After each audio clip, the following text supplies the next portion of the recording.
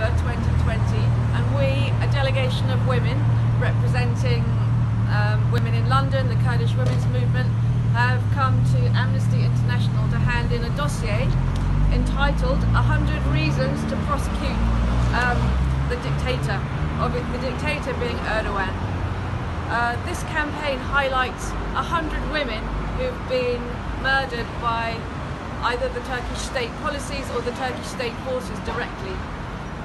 We're calling on Amnesty today to take this campaign seriously. Diktatör is one example of a woman who was killed at the hands of Turkish authorities. Dilek, born in 1991, lived with her family in Istanbul and was originally from Maraş and of Ali Bey. Dilek was one of 5 children of a working mother and father who emigrated to Istanbul and settled in an area of the city. She had 4 brothers and was the only daughter of the family. The house of the family, Diktatör in Istanbul, was searched by special operations on October 18, around 4 o'clock in 2015.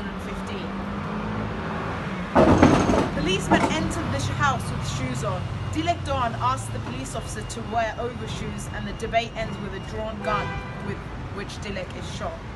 She was taken to hospital, but unfortunately it was too late. The accused policeman got 7 years and 6 months for willful negligent murder, but his sentence was later reduced to 6 years and 3 months. The brother of Dilek, Emrah Doğan, made statements to the press about the trial and has now been sued for these statements. In addition, Ebru Timti, Dilek's lawyer, was arrested for similar unlawfulness, so-called unlawfulness, and she went on hunger strike demanding a fair trial and died on the 238th day of her action. So these are examples of women who have been killed at the hands of Turkish authorities, either with very, very little action taken after, or even those actions criminalized later by the people who try to seek justice.